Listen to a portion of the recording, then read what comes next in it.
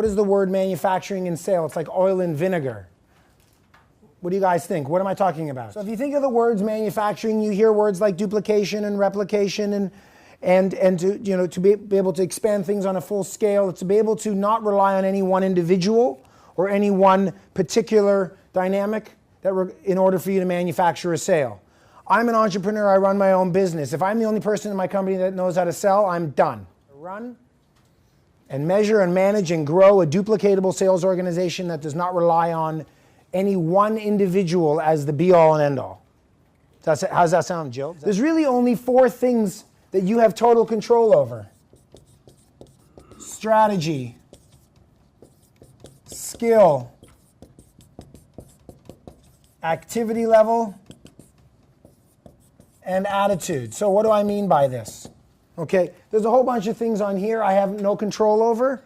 That's noise. Do you have to do things as a result of these things? Yes, but this cannot define your strategy. This cannot, you can't say, my business has nowhere to go because of these factors that are out of my control. You have to go to the other side of the ledger, which says, what can I control? I said, so business is down 20%. I said, what are you going to do? He says, well, I'm probably going to let go 2 of my 8 people. Can anybody in here think of another option that he could have done other than just let go 2 of his 8 people? Matthew, any thoughts as to what he could have done? Get out and meet the clients. Get out and meet the clients, okay? Yep. Now, in his case, his clients were national. So it would be expensive for him to go see clients anywhere and everywhere, but PUTP, pick up the phone. If the phone ain't ringing, you can pick it up. Today is about what are the other variables I can do to my sales organization that can achieve whatever your bucket list is, professional bucket list, without just simply adding more feet on the street. Obvious, but a sales process is a recipe book, okay? It's a recipe book for how we manufacture a sale in our company. So the question is, do you have a sales process in your company? Do you have the fundamental core major milestones as to how you sell in your business, or are you just assuming it's all innate in the individuals that you hire? So the benefits of process to sales is no different than the benefits of process to manufacturing or to finance or to any other department. You would never run your accounting department saying, do whatever you want, use whatever software you want, just get the money in the door. You would just never use that as your strategy. It's the same concept. Should everybody be doing everything, or can we take someone's skills and say, you're a better closer, you're a better opener, you're a better hunter, you're a better farmer, you're more technical, you're more relationship. Can we build a structure and a strategy that enables us to allocate people's skills in the areas that make sense? Again, like turning doctors to otologists, specializing in a certain aspect. I looked at a company yesterday. I was talking to one of our newer clients, and I ran a report in their CRM, and there were 79 opportunities with no next action. 70 of the 110 opportunities they had in their funnel, 79 of them had no next action. How do you think those are going to close? Right? You're waiting for manna to fall from the sky. So in this particular instance, we changed when this company quotes. When this company says, no, thank you, we will not quote on that. How the company quotes, how the company is expected to present their quotes and follow up their quotes and take them through and all the way through the funnel. What is the role of a sales manager? Is it to say, when you need me, my office is open, I'll go on a phone call with you? Or is it to help them be more proactive? Proactive and plan their work and work their plan? Okay, we believe that the role of a sales manager is to help to develop people, not just to, say, when you need me, give me a buzz and I'll go on the road with you. We also believe that sales managers should typically not be selling. Because do I help you or do I feed myself? Right? Standard sales process looks like this: suspect, prospect,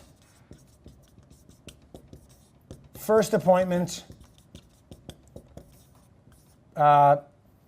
presentation, quote,